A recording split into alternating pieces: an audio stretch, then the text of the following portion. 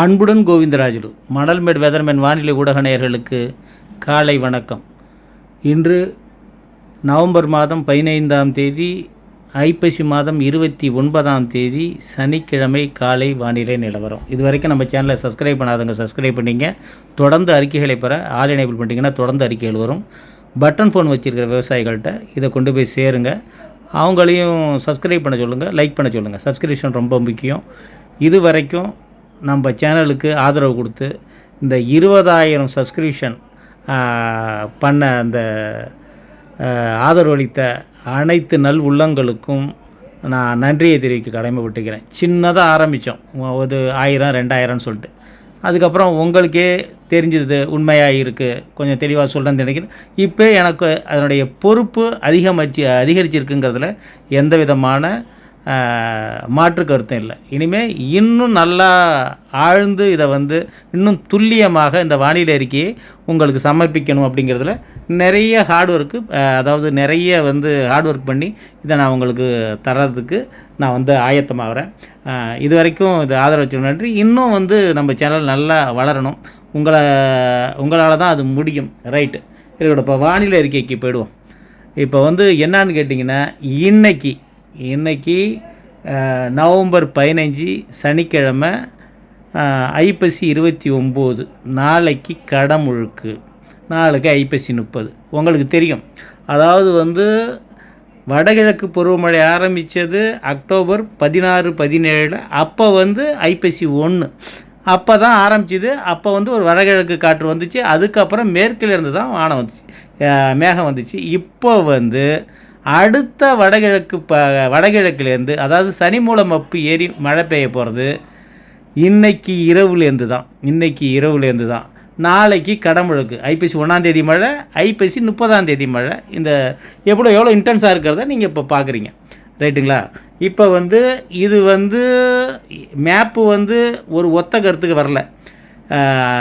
European map, இசிஎம்எஃபாக இருக்கட்டும், ஆக்சஸாக இருக்கட்டும், ஐகானாக இருக்கட்டும், ஜிஎஃப்எஸ்ஸாக இருக்கட்டும். ஜிஎஃப்எஸ்ஸாக நம்ம இந்திய வானிலை ஆய்வு மையமே அது இன்னொரு பாட்டு வச்சுருக்காங்க. ஒரு அதாவது ஜிஎஃப்எஸ்லேயே அட்வான்ஸ்டு அவங்க வச்சுருக்காங்க. அதை வச்சு தான் அவங்க சொல்கிறாங்க. ஏற்கனவே நீங்கள் பார்த்துருக்கலாம். ஏற்கனவே அந்தமான் கடல் பகுதியில் இருக்கிற ஒரு நிகழ்வு நம்ம ஒரு தாழ்பகுதி ஆகி 2022 போன மாதம் இருக்கிறப்ப நம்ம சொல்லிக்கிட்டே இருந்தோம், இல்லை இலங்கைக்கிட்ட இருக்கிறது தான் இன்டென்ஸ் ஆகி வரும்னு சொல்லிட்டு. அதே மாதிரி வந்தது உங்களுக்கு தெரியும், ஒரு பெரிய மழை. அதுக்கப்புறம் ஒரு பெரிய மழைங்கிறதே இல்லை, விட்டு வெப்பசலன மழை மாதிரி தான் பெஞ்சிக்கிட்டு இருந்துச்சு. அந்த காலம்லாம் முடிஞ்சு போய் இனிமே வடக்கிலேருந்து வர்ற வாடகை காற்று வர ஆரம்பிச்சிச்சு. குளிர்காற்று, அதாவது வறண்ட காற்றுங்கிறது குளிர்காற்று தான், வேறு ஒன்றும் இல்லை. அது வர ஆரம்பிச்சிச்சு. இனிமேல் மேற்கு காற்று வராது. ரைட்டு தான், முடிஞ்சிச்சிங்களா? அதாவது கார்த்திகையில் கனமழை, ஐப்பசியில் கனமழைங்கிறதுலாம் கிடையாதுங்க. ஐப்பசியில் அடைமழைங்கிறதுலாம் கிடையாது. இனி வரும் காலங்களில் வானிலை என்பது மாறி போச்சு. கார்த்திகை, மார்கழியிலையும் மழை, கார்த்திகைக்கு பிறகு மழை இல்லை, கர்ணன் அதுவும் கிடையாது. நவம்பர் 16 to 21 ஏற்கனவே போட்டதான். நம்ம தாழ்வு பகுதி மன்னார் வளைகுடாட்ட வந்தால் என்ன ஆகணும் உங்களுக்கு தெரியும், பல வாட்டி சொல்லியிருப்பேன். வருகை டெல்டா மாவட்டங்கள் தொடரும் கனமழை, தென் மாவட்டங்கள்லேயும் மழை இருக்கும். நவம்பர் 22 to டிசம்பர் 8 அடுத்தடுத்த சென்யார், யூஏ வச்ச பெயர், டிட்வா, ஏமன் வச்ச பெயர்கள் இரட்டை புயல்கள். ஜனவரி 26 ஜனவரி 20 வரை பருவமழை நீடிக்கும். நவம்பர் 16 to டிசம்பர் 8 இரட்டை நிகழ்வுகள் இருக்கும். கனமழை தொடர் கனமழையாக இருக்கும், அதீத கனமழை இருக்கும். அதாவது இன்றைக்கி தமிழ்நாடு வெதர்மேன் ஒரு கோர்ஸ் போட்டிருந்தார், இங்கிலீஷில் போட்டிருந்தார். அதை தமிழாக்கம் பண்ணி போட்டிருந்தேன், அவருக்கு நன்றியை தெரிவிச்சுக்கிறோம். நவம்பர் 16 to டிசம்பர் 8 கடலோர மாவட்டங்கள், வானிலை ஆய்வர்கள் சொல்லிகிட்டு இருக்காங்க. அடுத்தடுத்த தாழ்வு பகுதி, ராஸ்பி அலைவுகள் இதெல்லாம் வருது. எம்ஜிஓ வருகை. உடனே மாணவர்கள் சொல்கிறாங்களாம், நிறுத்து, லீவ் விடுவாங்களா மாட்டாங்களா அப்படி சொல்லிட்டு. மாணவர்களுக்கு ஒரு செய்தி என்னன்னு கேட்டிங்கன்னா, இப்போ எக்ஸாம்லாம் இருக்குது. இன்றைக்கே டெட் எக்ஸாம்னு நினைக்கிறேன். இதுமாதிரி எக்ஸாம்லாம் இருக்குது, பரீட்சைகள்லாம் இருக்குது. அப்படி இருந்தும் மாணவர்கள் கல்லூரி பள்ளிகளுக்கு செல்ல முடியாத ஒரு சூழ்நிலை ஏற்படும். 17ஆம் தேதி, அதாவது இன்றைக்கி 15, நாளைக்கு 16 ஆக்சுவலாக லீவு. இன்றைக்கி நைட்டே மழை பெய்யுது, நாளைக்கே மழை தான். ஞாயிற்றுக்கிழமையே ஒரு வீக்கெண்டே மழை தான். 17ஆம் தேதியிலேருந்து மழை பெய்யறதுனால பள்ளி கல்லூரிகளுக்கு செல்ல முடியாமல் கலெக்டர் அதாவது மாவட்ட ஆட்சியர்கள் விடுமுறை அளவுக்கு இருக்கும். அதாவது இசிஎம்எஃப் மேப்பில் இந்த மாதிரி சிகப்பு கலர் அடித்து நான் பார்த்து ரொம்ப நாள் ஆகுது. அது வந்து இப்போ டெல்டா மாவட்டங்களில் அடிக்குது, ரைட்டுங்களா? அது வந்து எப்போதுமே ஜிஎஃப்எஸ் அடிக்கும் இந்த மாதிரி வந்து சிகப்பு கலர்லாம். அதாவது இசிஎம்எஃப் அவ்வளோ சீக்கிரம் அடிக்காது.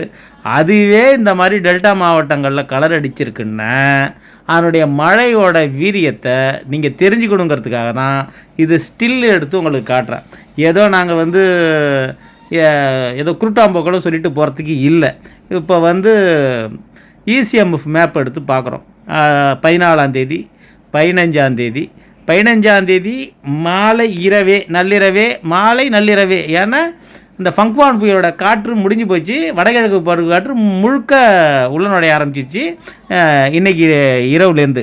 அதனால் சீக்கிரமே வந்து இன்டென்ஸ் ஆகி வரும்னு நினைக்கிறோம். 17, 18, 19, 18 எப்படி மழையை பார்த்துங்க.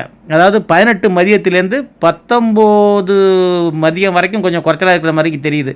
ஏன்னா மொத்தம் எத்தனை நிகழ்வு இருக்குங்கிறீங்க? 4 நிகழ்வு இருக்குது. முதல் நிகழ்வு போய் அடுத்த நிகழ்வு வர்றதுக்கான கேப் அது. அப்புறம் வந்து 19 இரவுலேருந்து 20, 21, 22, 23, 24 அதுக்கப்புறம் புயலே வர வேண்டாங்க, அதுக்குள்ளேயே முடிச்சு விட்டு போய்டும்னு நினைக்கிறேன். இவ்வளோ இதிலையே கிட்டத்தட்ட 25 சென்டிமீட்டர் 30 சென்டிமீட்டர் 23ஆம் தேதிக்குள்ளேயே மழை பெஞ்சு முடிச்சிடும் போல் இருக்குது. அதுக்கப்புறம் புயல் வந்துச்சுன்னா ஒரு ஆழ்ந்த காற்றழுத்த தாழ்வு அது எவ்வளோ சேப்படிக்குன்னு பாருங்கள். அது வந்து இது வந்து ஜிஎஃப்எஸ் மேப்பு. அது வந்து எவ்வளோ சேப்படிக்குதுன்னு பாருங்கள். 26, 27, 28 அதாவது ஒரு இசிஎம்எஃப் மேப்பு கலர் அடித்து நான் பார்த்ததே இல்லை.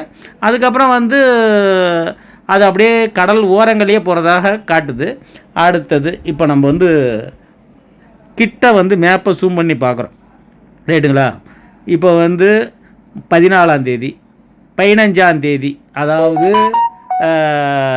இன்னைக்கு இரவே மழை தொடங்குறத காட்டுதுங்களா? 16 நல்ல மழை ஞாயிற்றுக்கிழமை. திங்கக்கிழமை 16ஆம் தேதி இரவு பெய்கிற மழையிலேயே 17ஆம் தேதி விடுமுறை விடுறதுக்கான வாய்ப்புகள் இருக்குது. அதாவது விவசாயிகள் 18 பாருங்கள், 19, 20 இது வந்து இசிஎம்எஃப் மேப்பு. அதாவது ஒவ்வொரு மேப்பாக தனித்தனியாக அனலைஸ் பண்ணியிருக்கேன். அதாவது இசிஎம்எஃப் மேப். அதாவது விவசாயிகள் நாளைக்கு தண்ணியெலாம் வைக்க வேணாம்னு நான் சொல்லிட்டேன். பூச்சி மருந்து அடிக்க வேணாம், களைக்கொல்லி அடிக்கிறவங்க இன்றைக்கி அடித்து முடிச்சிடுங்க, அதோட முடிஞ்சிடுச்சு. அதுக்கப்புறம் வடிமடையை திறந்து போட்டுடலாம், ரைட்டுங்களா? ஒரு மேமடையாக வச்சு திறந்து போட்டுடலாம். 25, 26 இந்த மாதிரி நான் வந்து ஒரு கலர் அடித்து இசிஎம்எஃப் கலர் அடித்து நான் பார்த்ததே இல்லை. அதுக்காக தான் இந்த சீரியஸ்னஸ் இருக்கா நேற்று நான் வீடியோவில் சொல்லியிருப்பேன். இது வந்து ஒரு சீரியஸான நிலைமை. தொடர்ந்து மழைங்கிறதுனால முதியவர்களுக்கு வந்து மருந்து மாத்திரைகள், அதாவது வந்து அதுக்கப்புறம் வந்து ரெயின் கோட்டு, கொடை, மெழுகுவத்தி, கரண்ட்டு நின்றுச்சு ரொம்ப நாள் இருந்தால் உங்களுக்கு வந்து இதுவும் வேலை செய்யாது. இன்வெர்ட்டரும் ஒரு குறிப்பிட்ட நேரத்துக்கு மேலே இன்வெர்ட்டரும் ரொம்ப நாள் கரண்ட்டு வந்து பேக்கப் கொடுக்காது. அதனால தான் சொல்கிறேன், இதெல்லாம் வந்து தயார் பண்ணி வச்சிங்க. அந்த நேரத்தில் வந்து நீங்கள் உங்களால் ஒன்றுமே பண்ண முடியாது. என்னடா பயமுறுத்துறேன்னு நினச்சிங்கன்னா பயமுறுத்துறதாவே நினச்சிங்க, ஒன்றும் பெரிய தப்புலாம் இல்லை. அதிகாரப்பூர்வ வானிலை அறிக்கைக்கு இந்திய வானிலை ஆய்வுத்துறை அறிக்கையை பார்க்கணும், அரசாங்கத்தினுடைய அறிவுறுத்தல்களை நீங்கள் வந்து கேட்கணும். இது என்னுடைய தனிப்பட்ட வானிலை அறிக்கை. ஆனால் நான் என்ன சொல்ல வரேங்களுக்கு தெரியும். 20லேருந்து அதாவது 16லேருந்து இன்றைக்கி 15 இரவுலேருந்து 16, 17, 18, 21 அதுக்கப்புறம் 21லேருந்து 25 இன்னும் இன்டென்ஸான மழை, அதிதீவிர கனமழை. இது வந்து ஜிஎஃப்எஸ் மேப்பு. அதெல்லாம் எப்படி சேகப்படுத்திருக்குன்னு பாருங்கள். இசிஎம்எஃப் அடிக்கிறப்ப ஜிஎஃப்எஸ் அடிக்கிறது கேட்கணுமா? அதனால் வந்து கடுமையான மழை. அதுக்கப்புறம் டிசம்பர் 8க்குள்ளே 2 புயல், 23லேருந்து டிசம்பர் 8க்குள்ளே இரட்டை புயல். ஒன்று சென்னியார், இன்னொன்று வந்து டிட்வா. 2 புயல்கள் நிச்சயமாக இருக்குது. அதனால் அந்த மழை வந்து ரொம்ப அதுக்கப்புறம் என்ன பண்ணுதுன்னு கேட்டிங்கன்னா ஜிஎஃப்எஸ் வந்து ஒத்த கருத்துக்கு வரலை. ஆனால் மழைங்கிறது வந்து நிச்சயிக்கப்பட்டது டெல்டாவுக்கு. அதுக்கப்புறம் வந்து இதுக்கு போகிறதா காட்டுது, வங்கதேசத்துக்கு போகிறதா காட்டுது, அது இல்லை. அடுத்தது வந்து ஐகான், இது வந்து ஒரு வாரம் தான் காட்டும், 17லேருந்து 21 வரைக்கும் தான் காட்டும்.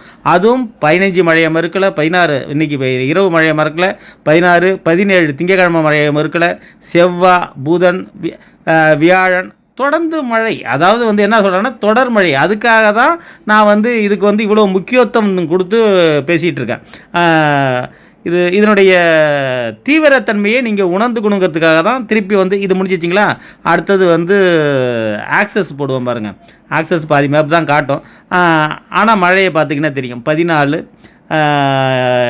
முடிஞ்சிச்சிங்களா. 15 பாருங்கள் இன்றைக்கி 15 தொட்டுடுச்சிங்களா. இரவு 16 ஞாயிற்றுக்கிழமை நல்ல மழை, 17 மழை, 18 மழை. அதனால் இதில் எந்த காம்ப்ரமைஸுமே இல்லை, எதுவுமே பண்ணிக்கல. ஆனால் நிகழ்வு கரை கடக்கும் இடம்தான் இப்போ வந்து ஜிஎஃப்எஸும் இசிஎம்எஃப்பும் மாற்றிக்கிட்டு இருக்கு மேப்லாம். அதெல்லாம் ஒத்த கருத்துக்கு வந்துடும். என்னை பொறுத்த வரைக்கும் நான் அன்னைக்கு சொன்னது தான் இன்றைக்கும் சொல்கிறேன். மயிலாடுதுறைக்கும் மரக்காணத்துக்கும் இடையே தான் அது கரையை கடக்கும் அப்படின்னு சொல்லிட்டு நான் நிச்சயமாக நம்புகிறேன். வானிலை என்பது மாற்றத்துக்கு உட்பட்டது தான், ஆனால் நம்ம கணிப்பு சரியாக இருக்காங்கிறத நம்ம போக போக பார்ப்போம். ரைட்டு. அதாவது அது இலங்கைக்கு 26ஆம் தேதி இலங்கைக்கு கிட்டத்தட்ட மன்னார் விளையாடக்கிட்ட தான் வந்து அது டெல்டா கரையோரங்களை ஒட்டியே போகிறதாக காட்டுது. எப்படி இருந்தாலும் டெல்டாவுக்கு மழைங்கிறது நிச்சயிக்கப்பட்டது.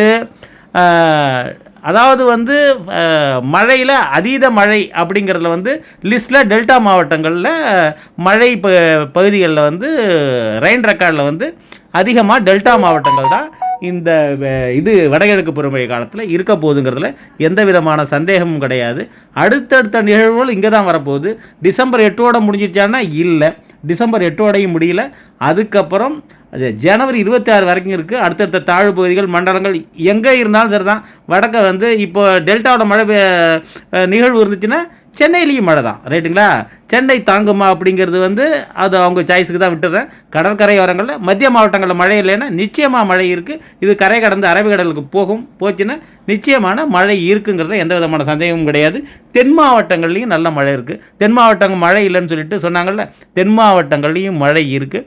இப்போ வர்ற நிகழ்வு 20ஆம் தேதி நிகழ்வு அது வந்து மன்னார் வளைகுடாட்ட வருது. ஒரு நிகழ்வு மன்னார் வளைகுடா கிட்ட வந்துச்சுன்னா டெல்டாவில் மழையை கொட்டி தீர்த்துரும். நான் தான் சொல்லியிருக்கேன், நேர் குத்து 90 டிகிரியில் இருக்கும் டெல்டா நிச்சயமாக கொட்டி தீர்த்துரும். அடுத்த நிகழ்வு அடுத்தது அதாவது 14லேருந்து, அதாவது ஈஸ்டர் வேவ்ஸுன்னு போட்டு உள்ளே போனீங்கன்னா கூகுளில் அதாவது நார்த் இந்தியன் வருஷன் போட்டிங்கன்னா உங்களுக்கு வந்து இந்த மேப்பு கிடைக்கும், எல்லோரும் கிடைக்கும்.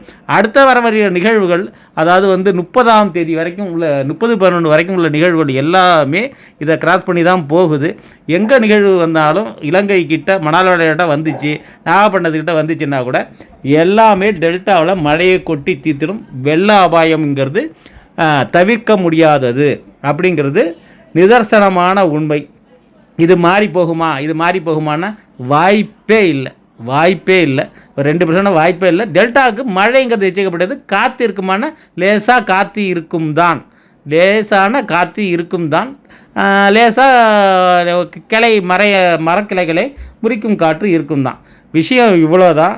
நம்ம இனிமேல் வந்து இன்றைக்கி ஒரு நாள் இருக்குது, இன்றைக்கி வந்து பயன்படுத்திக்கிட்டு நீங்கள் முன்னெச்சரிக்கை எடுத்துக்கிற மாதிரி திரும்ப உங்களை வலியுறுத்தி கேட்டுக்கொள்கிறேன். அவ்வளோதான். வடிமடையை திறந்து போட்டுருங்க, மோட்ரு கேரியர்லாம் பிடுங்கி வச்சுருங்க. களைக்கொல்லி இன்றைக்கி அடிக்கலாம், அவ்வளோதான். மருந்து அடிக்க வேணாம், பூச்சி மருந்து அடிக்க வேண்டாம். ஏன்னா மழையில் எந்த பூச்சியாக இருந்தாலும் தெரிஞ்சு போயிடும், எந்த பிரச்சனையும் கிடையாது. அதனால் எப்படியாக இருந்தாலும் மொழி எந்திரத்துக்கிறதுக்கும் வாய்ப்பு இருக்குது, அதுக்கும் தயாராக இருந்துங்க. அதனால் போட்டு கவலைப்பட்டு என்ன பண்ணோம், மேலே வானம் கீழே பூமி. விஷயம் புரிஞ்சிருப்பீங்கன்னு நினைக்கிறேன். நன்றி, வணக்கம்.